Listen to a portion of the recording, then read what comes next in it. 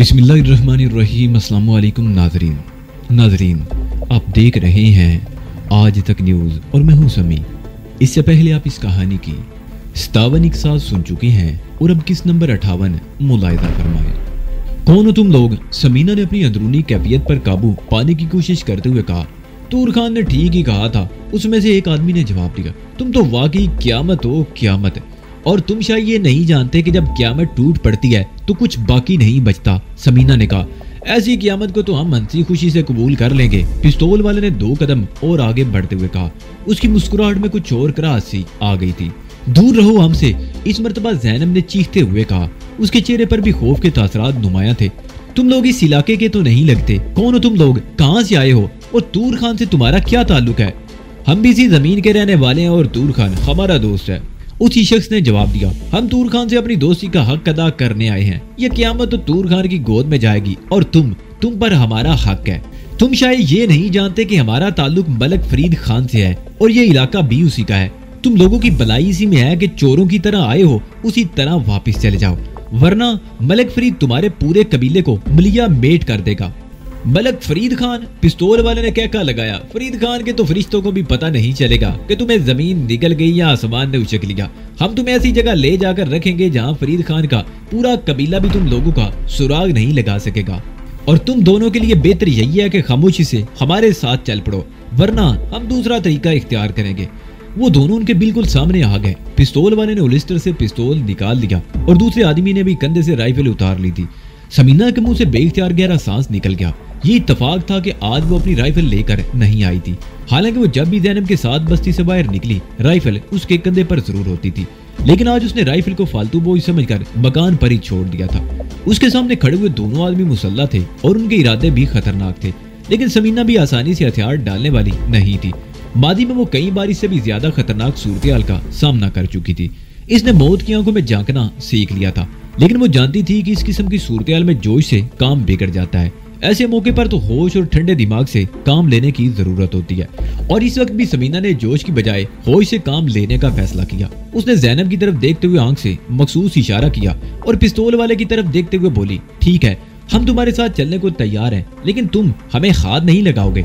मैं वादा करता हूँ कि रास्ते में तुम्हें हाथ नहीं लगाऊंगा, लेकिन अपने ठिकाने पर पहुंचने के बाद तुम लोग हमारा हाथ नहीं रोक सकोगी, पिस्तौल वाले ने कहा। वो दोनों उनके आगे चल पड़ी। पिस्तौल वाला दाईं सिम समीना की तरफ था और राइफल वाला ज़ैनब की तरफ। वो झाड़ियों से निकलकर दूसरी तरफ आ गए। उधर तकरीबन 100 फुट नशेब में दरख्तों के साथ 2 घोड़े बंधे हुए नजर आए। समीना को समझने में देर न लगी कि ये सब कुछ सोची समझी प्लानिंग के तहत हो रहा था। तूर खान उनकी निगरानी करवाता रहा था और बिलाखिर आज उन्हें अगवा कराने का फैसला कर लिया था। वो लोग उनके ताकुब में घोड़ों पर आए थे। घोड़े उन्होंने दूर ही छोड़ दिए थे और शायद इसी वजह से उन्हें घोड़ों की आवाज सुनाई नहीं दी थी। वो आहिस्ता आहिस्ता ढुलान पर उतरने लगे। वो दोनों आदमी उनके दाएं बाएं साथ चल रहे थे। ढुलान में उतरते हुए समीना ने ज़ैनब की तरफ देखा और फिर उन्होंने बैक वक्त हरकत की। समीना ने बड़ी फुर्ती से घूमकर पिस्तौल वाले के हाथ पर किक लगाई थी। पिस्तौल उस शख्स के हाथ से निकलकर हवा में उड़ता हुआ दूर झाड़ियों में जा गिरा। वो शख्स बदहवास हो गया। समीना की ये हरकत उसके लिए कतई गैर मुतवक्को थी, लेकिन इससे पहले कि वो कुछ समझ सकता, समीना ने उछलकर उसकी पसलियों पर एक और जोरदार किक रसीद कर दी। वो शख्स कराते हुए झाड़ियों में गिरा और नीचे लुढ़कता चला गया। समीना भी संभल कर उसके पीछे लपकी। दूसरी तरफ ज़ैनब ने भी कुछ ऐसी कार्रवाई की थी। उसने बड़ी तेजी से घूमकर राइफल वाले के पहलू में किक मार दी थी। राइफल वाला लड़खड़ाकर नीचे गिर गया, लेकिन राइफल उसके हाथ से नहीं छूटी थी।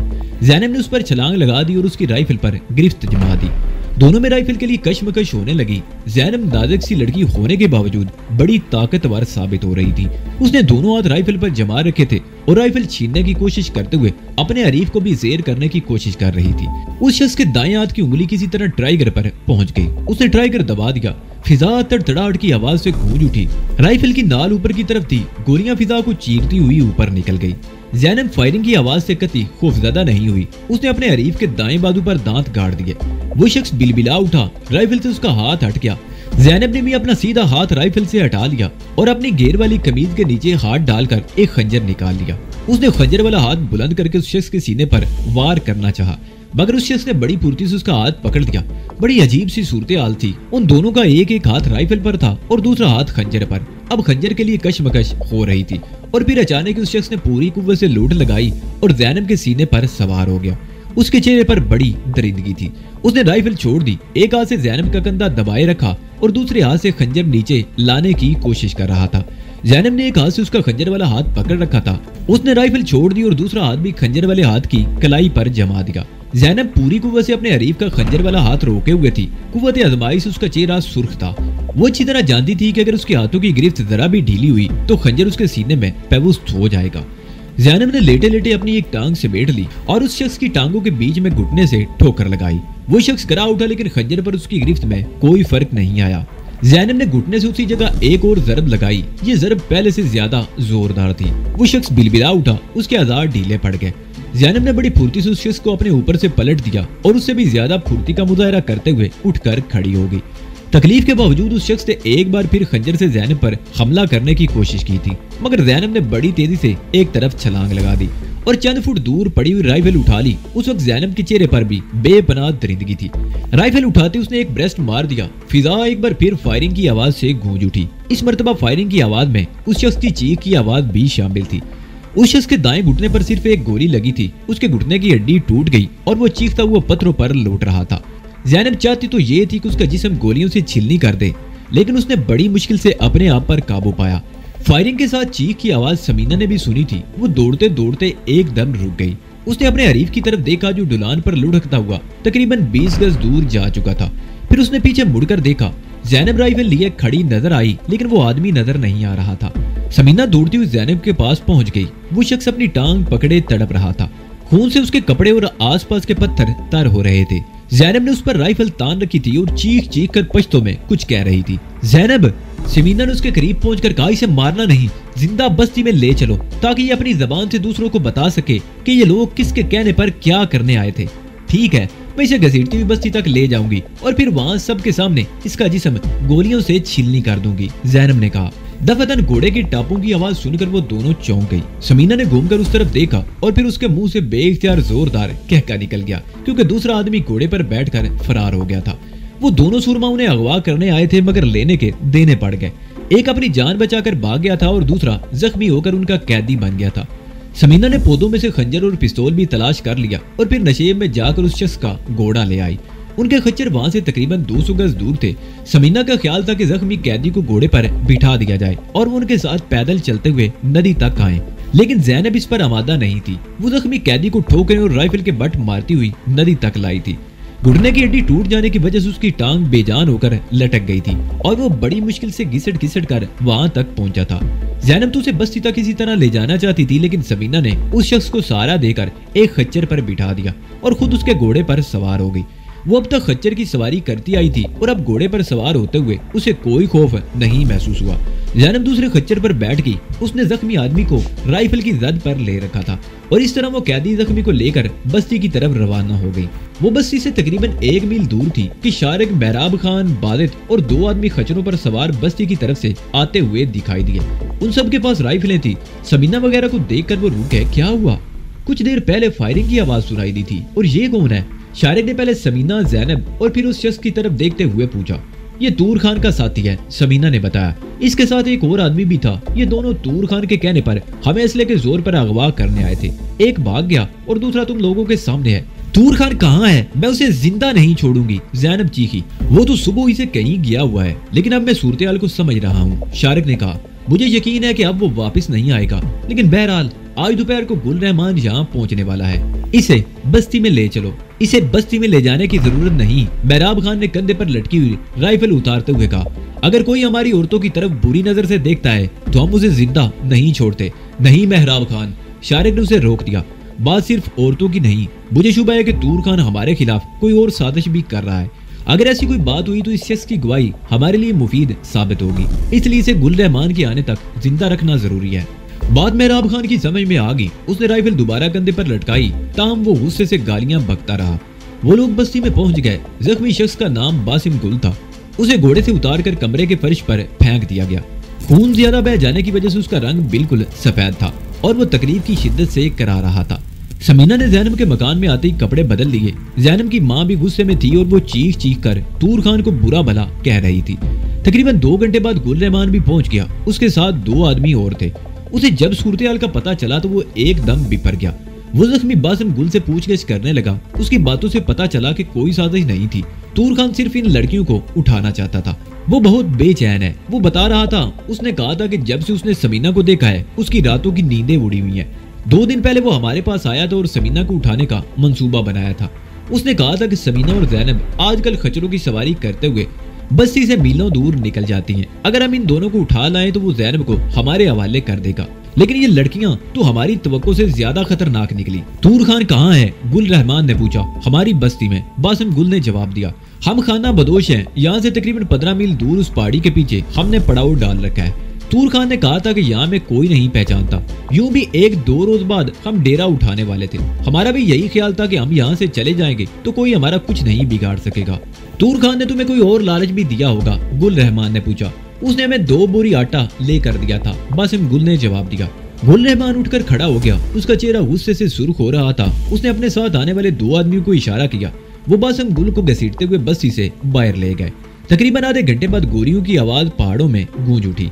शारिक को समझने में देर न लगी कि बासिम गुल को खत्म कर दिया गया था। उसने औरतों को अगवा करने की कोशिश करके संगीन जुर्म किया था और उसे उस जुर्म की सजा मिल गई थी। उसके तकरीबन 1 घंटे बाद 5 आदमी घोड़ों पर सवार खाना बदोशों की उस बस्ती की तरफ जा रहे थे जहां बासिम गुल के कहने के मुताबिक तूर खान छुपा बैठा था। उस पार्टी की रहनुमाई गुल रहमान कर रहा था और उन 5 आदमियों में ज़ैनब का बाप मेहराब खान और शारिक भी शामिल थे। खाना बदोशों की उस बस्ती का फासला अगरचे 15 मील से ज्यादा नहीं था, लेकिन पहाड़ों में रास्ता बहुत दुश्वार था। घोड़ों की रफ्तार बहुत कम थी। इस तरह वो तकरीबन 1.5 घंटे बाद बस्ती के नवा में पहुंच सके। गुल रहमान ने एक पहाड़ी पर घोड़ा रोक लिया और हाथ उठाकर दूसरों को भी रुकने का इशारा किया। शारिक गुल रहमान के दाईं तरफ था। वो नशे में वाक़े खाना बदोशों की बस्ती की तरफ देख रहा था। ये बस्ती एक पहाड़ी के दामन में चश्मे के किनारे आबाद थी। 15-20 घर थे जिनमें 2 घर मिट्टी और गारे से बने हुए थे और बाकी खैमे थे। खैमों के नीचे भी तकरीबन 1.5 फुट ऊंची गारे की दीवार थी और ऊपर खैमों के पर्दे। ये बस्ती तकरीबन 500 फुट नशेब में थी। वो उस नशेब में उतरने का रास्ता तलाश कर रहे थे कि एक घुड़सवार बस्ती से निकला। घोड़े का रुख बस्ती की मुखालिफ सिमत में था। देखते ही देखते वो घोड़ा सरपट दौड़ने लगा। घुड़सवार ने 1-2 मरतबा गर्दन घुमाकर पीछे भी देखा था। गुल रहमान! मेहराब खान उसकी तरफ देखते हुए चीखा। तूर खान फरार हो रहा है, मुझे इजाजत दो कि मैं उसका पीछा करूं। नहीं मेहराब खान! गुल रहमान ने उसे हाथ के इशारे से रोक दिया। वो बुज़दिल और कमीना आदमी है, जल्दी हमारे काबू में आ जाएगा। फिलहाल उसे जाने दो। आओ जरा बस्ती तक चलते हैं। वो एक तंग से रास्ते पर हो रही है। उस तंग से रास्ते पर तो वो एक कितार में चलते रहे थे, लेकिन खुली जगह पर आते ही फैल गए। बस्ती अब उनसे सिर्फ 50 गज के फासले पर थी। अभी तक उन्हें बस्ती का एक फर्द भी नजर नहीं आया था, लेकिन फिर अचानक ही बस्ती के बच्चे और औरतें खैमों से निकलकर बस्ती के सामने जमा हो गए। गुल रहमान ने अपने साथियों को रुकने का इशारा किया और खुद चंद गज आगे बढ़कर उन औरतों और बच्चों के सामने घोड़ा रोक लिया। क्या इस बस्ती में कोई मर्द बाकी नहीं रहा जो औरतों और बच्चों को हमारे सामने ला खड़ा कर दिया गया है? गुल रहमान ने चीख कर कहा। गुल रहमान! एक अधेड़ उम्र औरत ने चीख कर जवाब दिया। हमारे मर्दों ने बहुत बुरा किया। लालच में आकर उन 2 आदमियों ने पूरे कबीले को दूसरों की नजरों में रुसवा कर दिया। उन्हें तूर खान ने ऐसा करने पर मजबूर किया था। अगर हमें तूर खान की नीयत का पता चल जाता तो हम ऐसा कभी न होने देते। उन दोनों ने हमारे चेहरों पर कालक मल दी। माफ कर दो उन्हें। उनमें से एक तो माफी की हद से बहुत आगे जा चुका है, गुल रहमान ने कहा। बेहतर यही है कि दूसरे को भी हमारे हवाले कर दो। दूसरा यहाँ आया था, लेकिन तूर खान से कुछ बात करने के बाद चला गया और अब तूर खान भी तुम लोगों को देखकर भाग गया है, उस औरत ने जवाब दिया। ऐसी सूरत में मेरा फैसला ये है कि 24 घंटों के अंदर अंदर तुम लोग यहाँ से अपना पड़ाव उठा दो। कल शाम से पहले पहले तुम लोग इस इलाके से निकल जाओ। कल शाम को अगर ये खैमे यहाँ नजर आए तो उन्हें आग लगा दी जाएगी। अब जाओ और घरों में छुपे हुए मर्दों से कहो कि वो बाहर निकले और अपने हाथों से खैमे उखाड़ना शुरू कर दे। गुल रहमान ने अपना घोड़ा मोड़ लिया और अपने साथियों को भी चलने का इशारा किया। शारिक वगैरह ने भी अपने घोड़े मोड़ लिए। जब वो अपनी बस्ती में दाखिल हुए तो सूरज गुरूब हो रहा था। गुल रहमान अब भी गुस्से में था। वो बादित खान पर बरस पड़ा। तुमने तूर खान को ऐसा करने से क्यों नहीं रोका? क्या तुम नहीं जानते कि मेहमान खुदा की रहमत होते हैं? इनकी खिदमत और हिफाजत हमारा फर्ज है। क्या तुम मेहमान नवाजी की रवायात को भूल गए हो बादित खान? तुमने तूर खान को ऐसी बातों से मना क्यों नहीं किया जिससे हमारी इज्जत पर हर्फ आता हो? खान गुल रहमान, बादित खान ने मदम और पुरसुकून लहजे में जवाब दिया। मैं इस सफर में तूर खान के साथ जरूर था, लेकिन उसने मेरे सामने कभी ऐसी कोई बात नहीं की जिससे मुझे उस पर किसी किस्म का शुबा होता। और खान, किसी के दिल की बात मैं कैसे जान सकता हूँ? अगर मुझे उस पर मामूली सा भी शुबा होता तो मैं उसे सिर्फ रोकता नहीं, सरजंश भी करता। हाँ, ये तुम ठीक कहते हो कि कोई किसी के दिल की बात नहीं जान सकता, लेकिन मेरे सीने में भड़कती हुई आग उस वक्त तक ठंडी नहीं होगी जब तक मैं तूर खान को अपने हाथों से सजा नहीं दे लूंगा। मेरी नजरें मेहमानों के सामने झुकी रहेंगी, गुल रहमान ने कहा। गुल रहमान, शारिक ने उसके कंधे पर हाथ रखते हुए मदम लहजे में कहा, तुम्हें शर्मिंदा होने की जरूरत नहीं। उन बदमाशों ने 2 लड़कियों को अगवा करने की कोशिश की थी, लेकिन उन्हें इन लड़कियों ही के हाथों जिल्लत और रुसवाई का सामना करना पड़ा। और जहाँ तक तूर खान का सवाल है, तो मैं तुम्हें यकीन दिलाता हूँ कि जब भी उससे सामना होगा, मेरी साथी उसे अपनी तौहीन का बदला ले लेगी। ये हमारी रवायात के खिलाफ है शारिक बाबू, गुल रहमान ने कहा। तौहीन हमारी हुई है, हमारी मेहमान नवाजी की रवायात को पामाल किया गया है।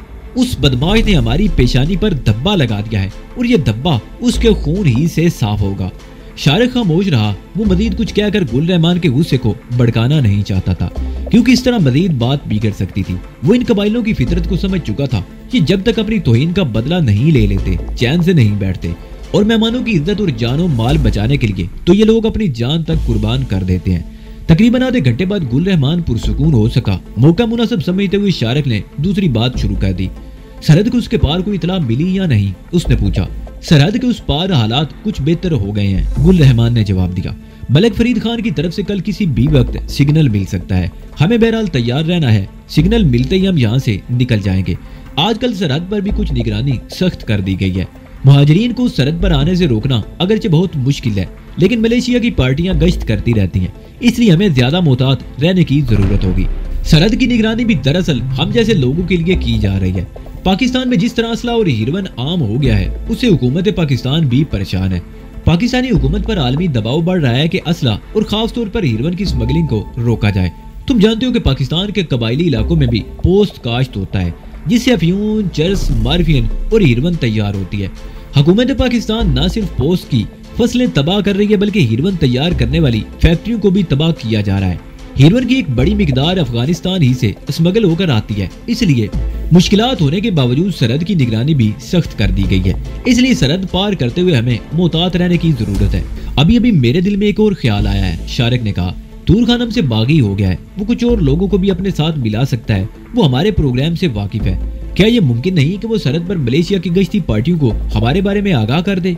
इस इम्कान को नजरअंदाज तो नहीं किया जा सकता, गुल रहमान ने जवाब दिया। लेकिन हम भी तो कच्ची गोलियां नहीं खेलते ना। वो हमारे सरहद पार करने वाले मामूल के 2-3 रास्तों से वाकिफ है, लेकिन हमारे पास ऐसे रास्ते भी हैं जिनके बारे में उसके फरिश्ते भी नहीं जानते। हमारे प्रोग्राम से वाकिफ होने के बावजूद वो बदबख्त हमारा कुछ नहीं बिगाड़ सकता। मुझे यही अंदेशा था, इसकी वजाहत होगी। अब मुझे कोई परेशानी नहीं, शारिक ने कहा। वो बातें कर ही रहे थे कि मेहराब खान का बेटा प्लास्टिक के एक तलसा और पानी से भरा हुआ लोटा लेकर आ गया। उसने पहले सबके हाथ धुलाए, फिर कमरे में दरी पर दस्तरख्वान बिछा दिया। इसी दौरान मेहराब खान अपने मकान में चला गया। कुछ देर बाद वो खाना ले आया और खाना दस्तरख्वान पर चुन दिया गया। खाने के दौरान गुल रहमान और दीगर लोग पश्तो में बातें करते रहे। शारिक और नौलखा खामोशी से खाना खाते रहे। उनकी बातों का एक लफ्ज भी इनके पल्ले नहीं पड़ रहा था। शारिक ने नौलखा के चेहरे पर बेदारी के तासरात भी साफ महसूस कर लिए थे। खाने के बाद शारिक और नौलखा उठकर मकान से बाहर आ गए। वो टहलने के लिए जाना चाहते थे कि उन कुत्तों के भौंकने की आवाज सुनकर वापस आ गए और मकान के उस कमरे में घुस गए जो उन दोनों के लिए मखसूस कर दिया गया था। एक पत्थर पर मिट्टी के तेल का दिया जल रहा था। धुआं कमरे की फिजा में फैला हुआ था। उस धुएं की वजह से उनके हल्क तक स्याह हो चुके थे।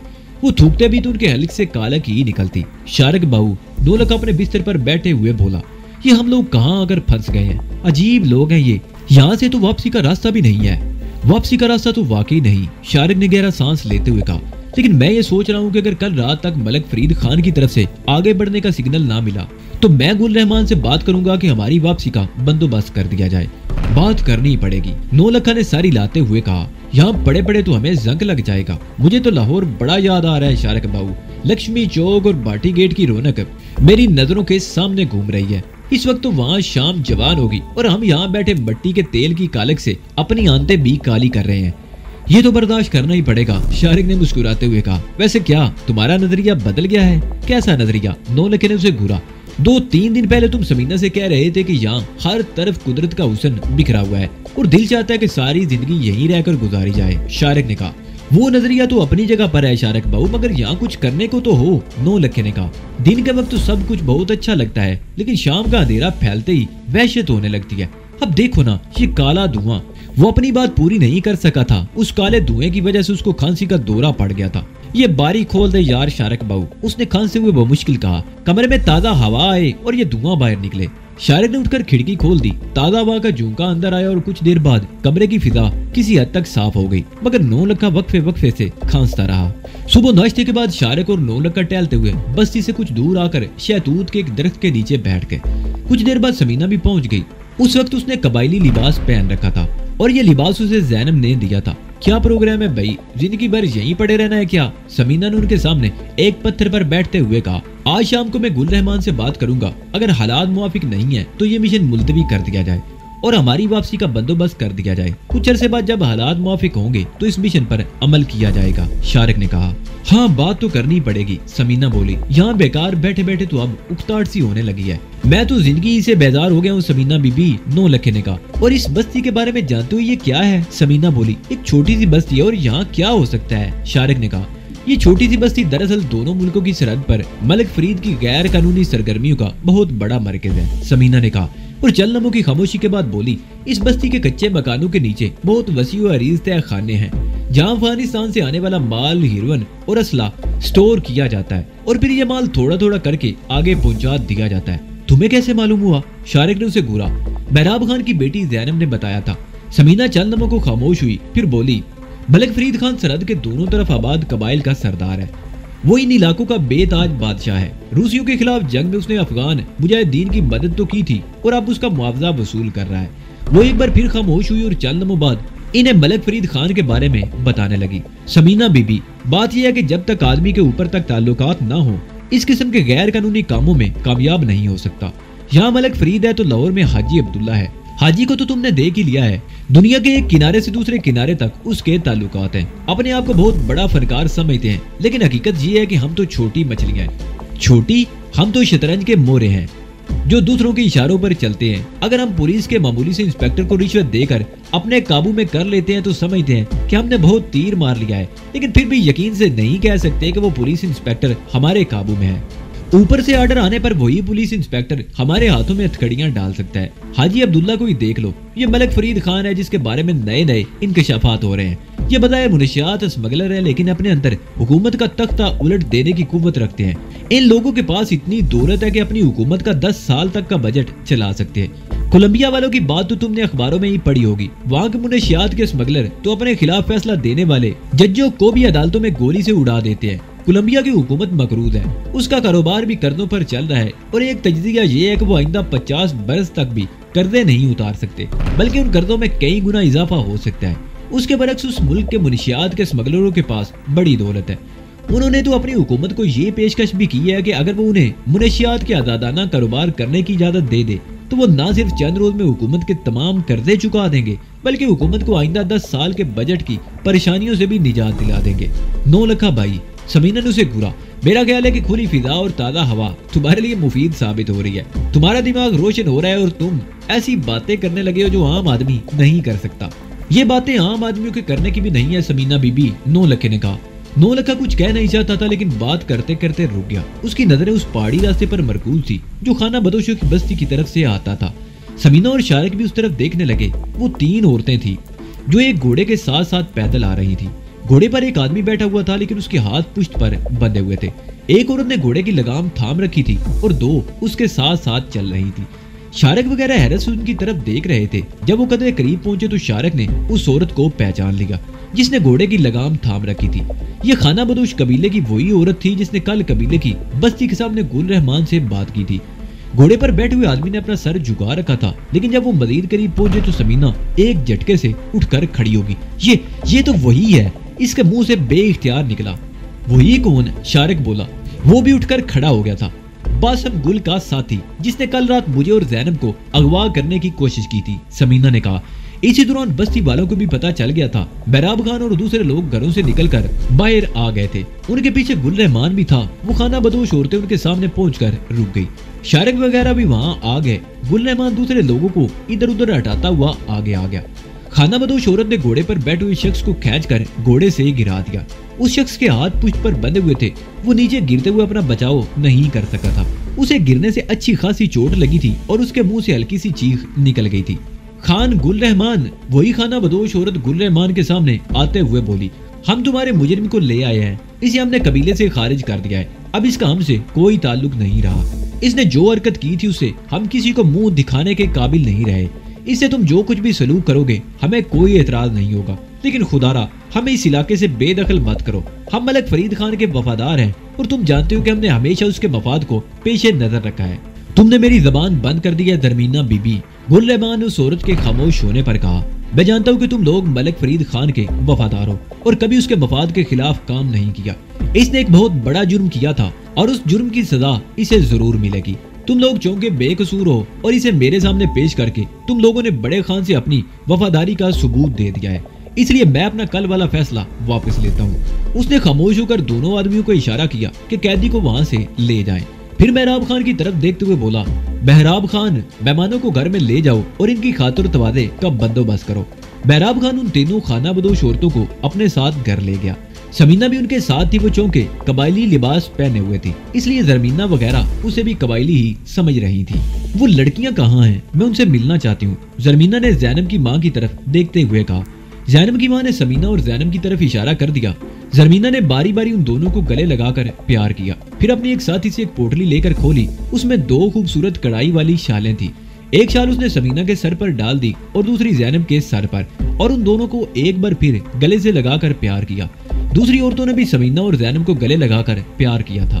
وہ خانہ بدوش عورتیں تقریباً 2 گھنٹے وہیں رہیں اور جب وہ واپس جانے لگی تو گل رحمان نے ان کے گھوڑے پر آٹے کی 3 بوریاں لدوا دی تھی، آٹے کے علاوہ انہیں اور بھی کچھ چیزیں دی تھی۔ خانہ بدوش عورتوں کے لیے آٹا ہی سب سے بڑی نعمت تھی۔ اور پھر اس رات کھانے کی تھوڑی دیر بعد شارک اور 9 لکھا گل رحمان کے پاس آ کر بیٹھ گئے۔ ملک فرید خان کی طرف سے ابھی تک کوئی پیغام نہیں ملا تھا، اس لیے شارک نے گل رحمان سے واپسی کے لیے بات کرنے کا فیصلہ کر لیا۔ گل رحمان نے بڑے سکون سے اس کی بات سنی، پھر بولا، میں تمہاری تمام باتوں سے اتفاق کرتا ہوں، لیکن سرحد پار کی صورتحال ہماری نظروں میں نہیں، ہمیں کم از کم آج رات انتظار کر لینا چاہیے۔ اگر ملک فرید خان کی طرف سے کوئی پیغام نہ ملا تو کل صبح میں خود ٹرانسمیٹر پر اس سے بات کروں گا اور مشن کو ملتوی کر دینے والی تمہاری تجویز اس کے سامنے پیش کر دوں گا۔ اگر صورتحال موافق نہ ہو تو کوئی بڑا خطرہ مول لینے کی بجائے مشن ملتوی کر دینا ہی مناسب ہوگا۔ شارک نے اس کے خاموش ہونے پر کہا، سرحد پار کی سیاسی صورتحال خاصی خراب ہے، گل رحمان نے جواب دیا، اور تم نہیں جانتے ہمارا یہ کاروبار وہاں کی سیاسی صورتحال سے مشروط ہے۔ وہاں کئی سیاسی پارٹیاں ہیں جو برسر اقتدار آنے کی کوشش کر رہی ہیں، لیکن میرا خیال ہے کہ تم ان باتوں کو نہیں سمجھ سکو گے۔ بہرحال ہمیں آج کی رات انتظار کر لینا چاہیے۔ ٹھیک ہے، ہم آج کی رات انتظار کر لیتے ہیں، اگر کوئی بات بنتی ہوئی نظر نہ آئے تو ہماری واپسی کا بندوبست کر دینا، شارک نے کہا، اور اس کے ساتھ ہی ان کی یہ محفل برخاست ہو گئی۔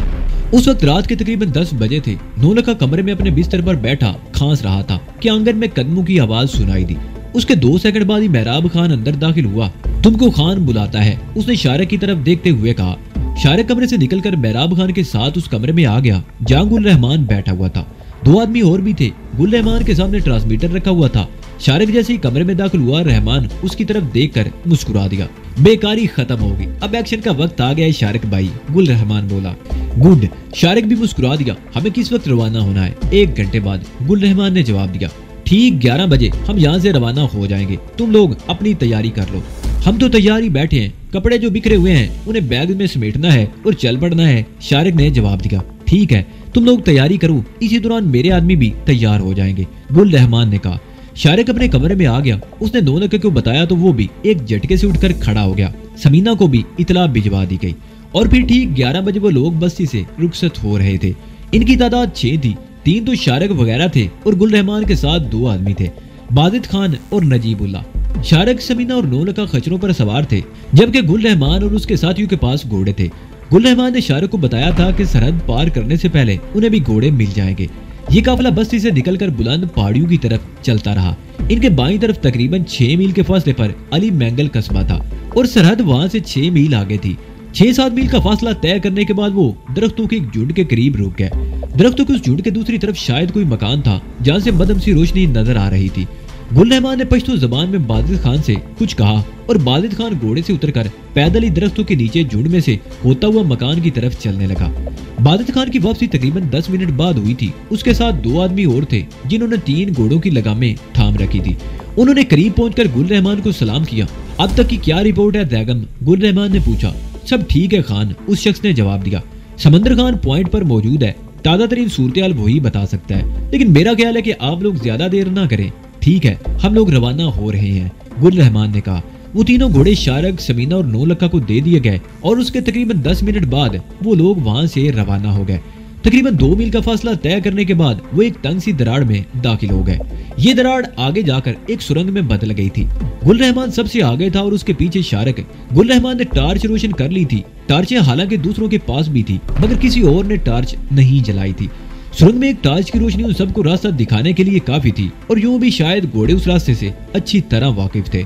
तूर खान के बारे में मुझे भी शुबा था कि वो कोई गड़बड़ करने की कोशिश करेगा। गुल रहमान ने पीछे गर्दन घुमाकर शारक की तरफ देखते हुए कहा, इसलिए मैंने ये रास्ता इख्तियार किया है। इस रास्ते के बारे में तूर खान के फरिश्तों को भी कुछ मालूम नहीं। शारक ने कोई जवाब नहीं दिया। वो खामोशी से तारीक सुरंग में चलते रहे। उस सुरंग में 2-3 मोड़ आए और मिलाकर तकरीबन 20 मील का फासला तय करने के बाद उस सुरंग से निकलकर खुली फिजा में आ गए। सुरंग से बाहर आते ही समीना को यूं महसूस हुआ जैसे उसकी सांस रुक जाएगी। सुरंग का दहाना तकरीबन 2000 फुट की बुलंदी पर था और उसके सामने तकरीबन 15 फुट चौड़ी पट्टी थी जो चट्टान के साथ साथ चली गई थी। आगे गहरा खड्ड था। अगर घोड़ा बदक कर उस खड्ड में जा गिरे तो घोड़े और उसके इतने टुकड़े हो जाएंगे कि उन्हें समेटना भी मुश्किल होगा। समीना ने अपना घोड़ा चट्टान की तरफ कर लिया। इस मर्तबा बादित का घोड़ा सबसे आगे था। कुछ दूर तक तो रास्ता चट्टान के गिर्द घूमता रहा, फिर वो एक कुशादा जगह पर पहुंचकर रुक गए। थोड़ी देर बाद एक आदमी किसी चट्टान की आड़ से निकलकर सामने आ गया। वो समंदर खान था। समंदर खान, क्या सूरत हाल है? गुल रहमान ने पूछा। सब ठीक है खान, तुम लोग निकल जाओ, समंदर खान ने जवाब दिया। उसी वक्त चांद निकल आया और फिजा में फीकी सी चांदनी फैल गई। समंदर खान वापस चला गया। गुल रहमान कुछ देर तक इधर उधर देखता रहा और फिर उसने घोड़ा आगे बढ़ा दिया। वो मुसलसल ढुलान से उतर रहे थे और मिलाकर एक जगह रुक गए। वो पहाड़ के दामन में पहुंच गए। उनके सामने वसीउ अरीज वादी फैली हुई थी।